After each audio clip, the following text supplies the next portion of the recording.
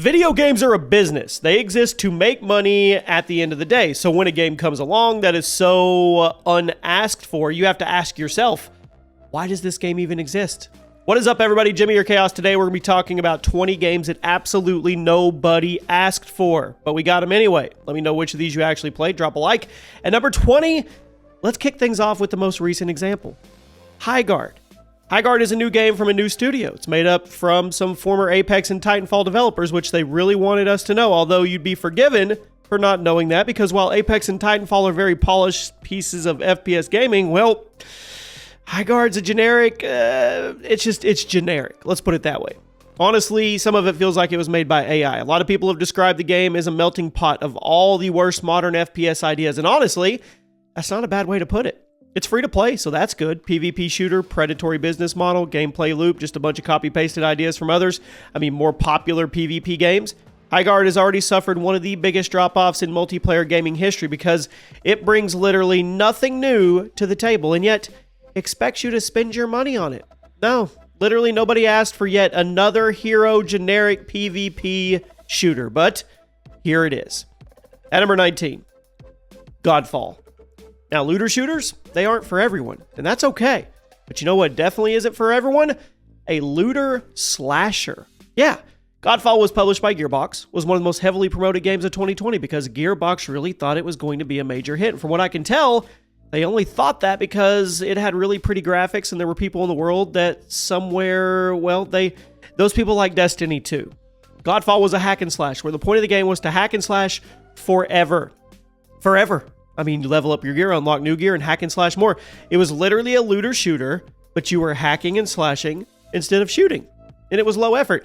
Nothing made sense in the universe. None of the gameplay had any interesting or unique elements. It's like Gearbox thought we were all going to be blown away by the simple concept of a looter shooter where you're slashing instead of shooting, and, well, that's not enough for true gamers. It's not. Godfall was a giant flop. Gearbox completely abandoned it shortly after release. One thing that is not completely abandoned is you guys in the comment section. I read every single comment on every single video, and I truly, truly appreciate you guys every single day. And I know I say that almost every video, but I'm going to keep saying it until we're done with this crazy YouTube ride. So drop a like, make sure you're subscribed.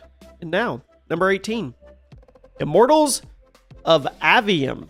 Is it Avium or is it Avium? Now, in theory, a magic-based first-person shooter could have been interesting, but it's also not really the kind of thing that people were asking for from a big budget publisher like EA. Immortals of A was a single player FPS game. You're using a bunch of generic spells to run through a fantasy world, make your way through a generic story that felt like it was written by AI. And when I say the game had a ridiculous budget, I mean it.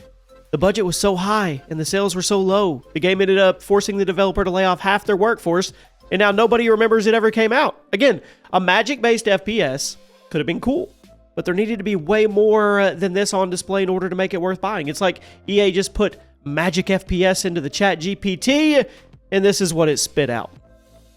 At number 17, Until Dawn, the 2024 remake. Now, Until Dawn, let me be clear, it's a perfectly good game.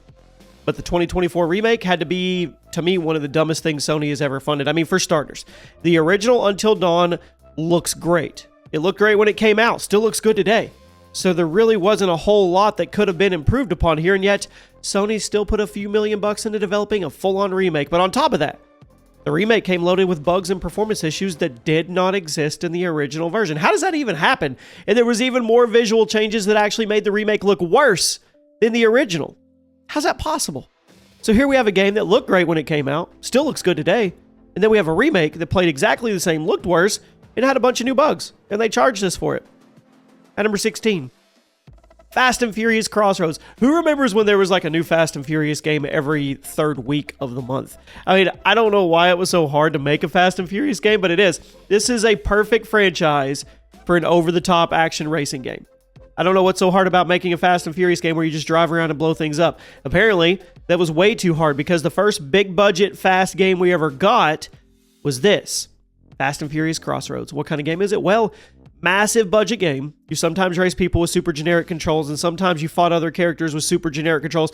Basically, it was just a generic piece of crap that didn't do anything to capitalize on the aspects of the franchise. And I guess the publishers thought they'd be able to make their money back by having all the actors come back and voice their characters again, even though their characters didn't have any of the charm they did in the movies. Basically, this was a Fast and Furious game made for Fast and Furious fans, and then it didn't have any of the things that Fast and Furious fans would have wanted for it. Yeah, they just thought the name was going to carry it. At number 15, Exoprimal. Now look, dinosaurs are cool, but you need more than dinosaurs to make something interesting.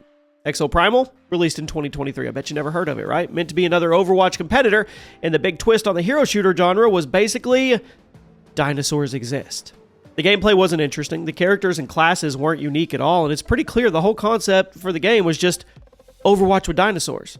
Needless to say, Exoprimal was a massive flop, despite getting lots of marketing juice from Capcom, and I'm pretty sure the servers are completely dead now, which is barely 2 years after it launched. At number 14, this one hurt me. I was excited. Marvel's Avengers. I'm not saying that nobody wanted Avengers game, because we did. Nobody wanted this Avengers game.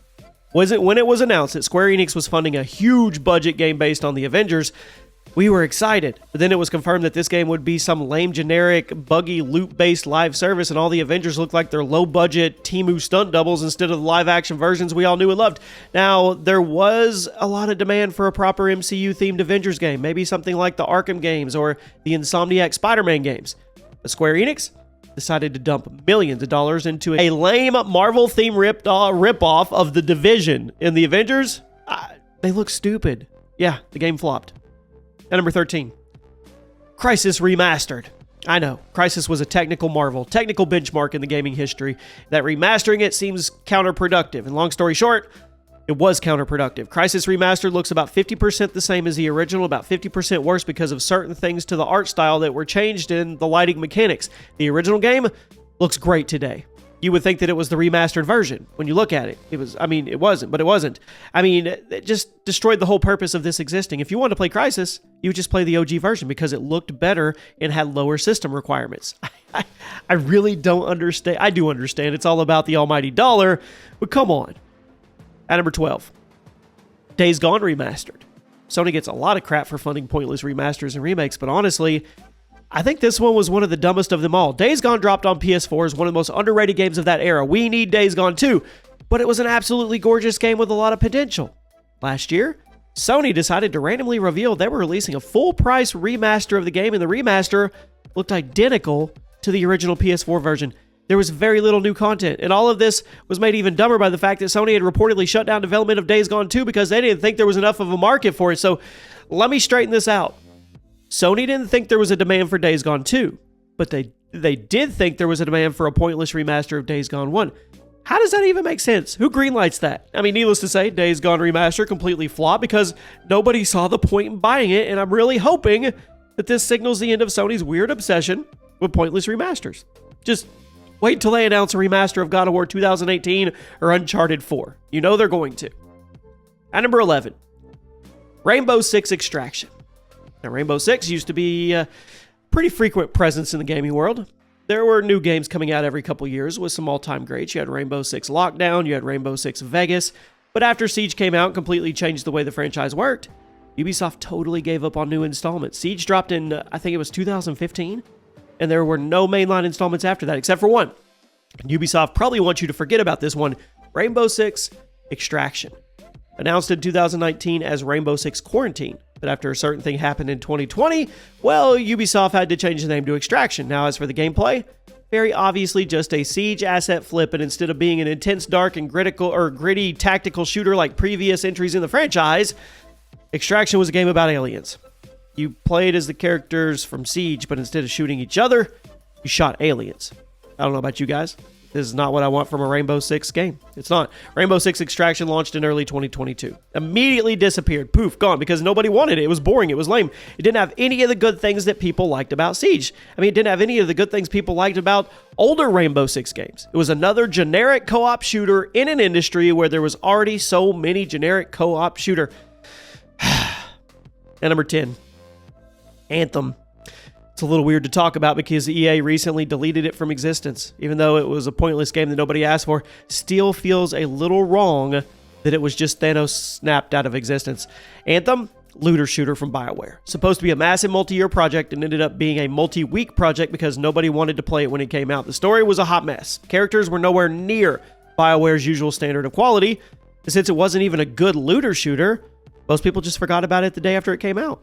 If you wanted a good looter shooter in the late 2010s, you would go play Destiny. You would go play Borderlands. You would go play Warframe, The Division 2. I can go on and on. You weren't going to play the crappy BioWare wannabe looter shooter. Again, it's weird to talk about the game because EA literally just erased it from existence a couple weeks ago. And even though it's a game that completely flopped, it just doesn't feel right that a publisher can erase a game from the world like that, especially a big budget BioWare game, and especially after you paid money for it and you're technically supposed to own your copy, digital or not. At number 9, Resident Evil Umbrella Corps. Capcom seriously had no idea what the heck they were supposed to do with the Resident Evil IP during the mid-2010s. I don't think there's a better example than this. Umbrella Corps was this weird Call of Duty ripoff set in the Resident Evil universe. You'd face off against human players as well as random AI-controlled zombies. I think they were supposed to shake up the gameplay, but at the end of the day, the whole experience was weird. It also didn't help that it was buggy and it was unpolished. It really felt like Capcom just wanted to capitalize on the popularity of Call of Duty and Counter-Strike by slapping a popular logo on a generic multiplayer shooter. And that led to them rushing out Umbrella Corps. Needless to say, ripped apart by critics and gamers alike. I mean, barely sold any copies. Led to it being completely abandoned by Capcom almost immediately after release. And it forced the publishers to take a serious look in the mirror to get the franchise back, which they have.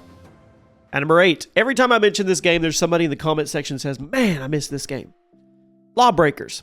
It's not that the game was bad because, frankly, I think it was one of the better hero shooters to come out in the late 2010s.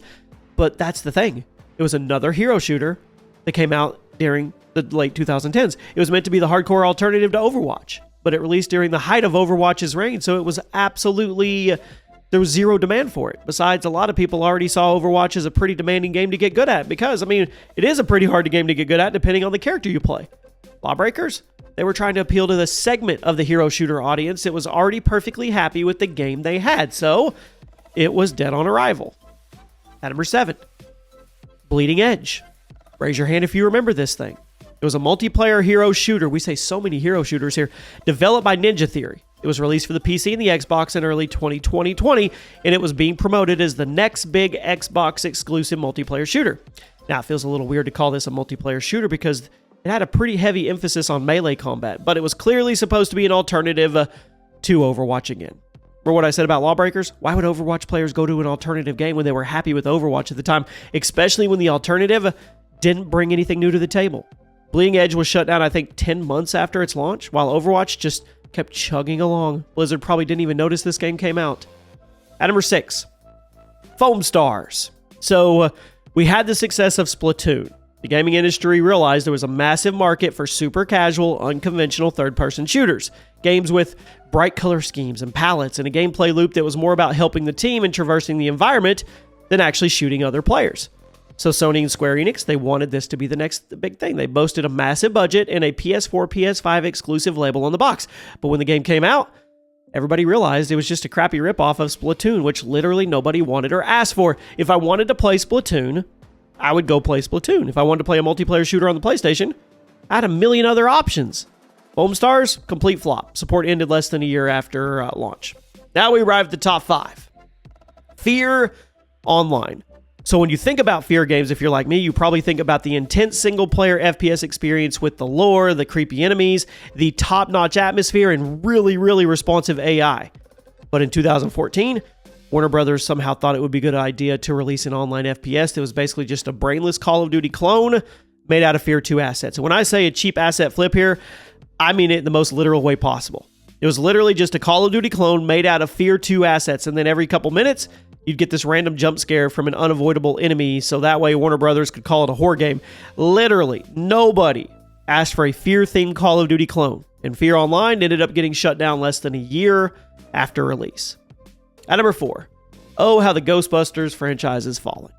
Sanctum of Slime.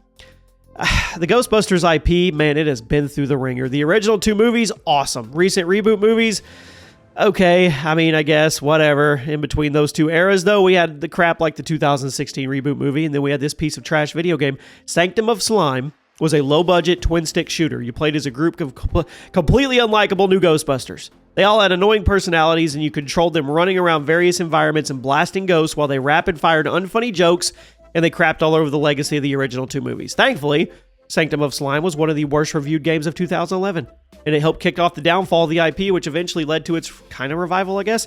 But this was horrible. It was a definition of a game that nobody asked for. A twin-stick shooter based on Ghostbusters that didn't have anything to do with the original Ghostbusters IP.